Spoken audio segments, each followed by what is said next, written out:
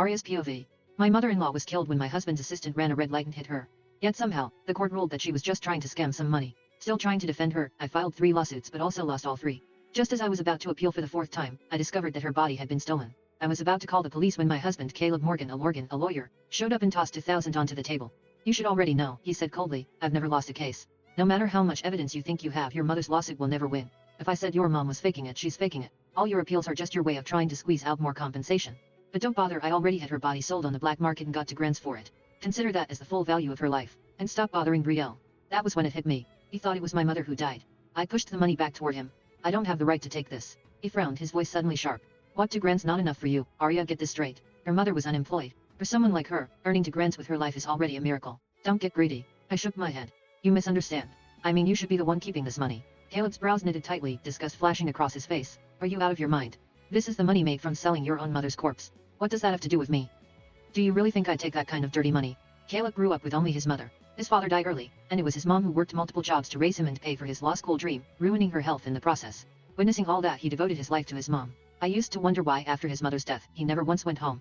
Why he devoted himself completely to defending Brielle Carter, the assistant who killed her. Now I knew. He thought it was my mother who died, not his. I looked him straight in the eye and said calmly, Caleb, I suggest you return that money and buy mom's body back. Otherwise you'll regret it. But it seemed he didn't get what I had said as he scoffed. Do you even know what the black market is like? Once something's sold there, you think you can just buy it back. Your mother's body has probably been chopped into pieces by now. There's no getting her back. So, just take the money and stop causing trouble. She wasn't my biological mother, but she was still a human being. She'd been killed without reason, branded a scammer, and now her body had been sold off by her own son. The thought of her fate made my chest ache. Caleb, I said quietly, since you know exactly how bodies are treated on the black market, how could you still do that to mom? He gave a mocking smile. Why would it? She's your mom, not mine.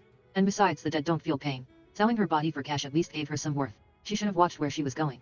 Getting killed was bad enough, but she also traumatized Brielle for days. I stared at him speechless. For a moment I couldn't even imagine how he'd react if he found out that the woman sold to the black market was actually his own mother. When I didn't reply, he added casually, honestly, I always thought your mom looked like the short-lived type.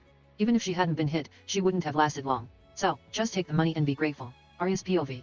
Take the money now, and tomorrow buy something nice to apologize to Brielle at the office. End of conversation, Caleb flatly said.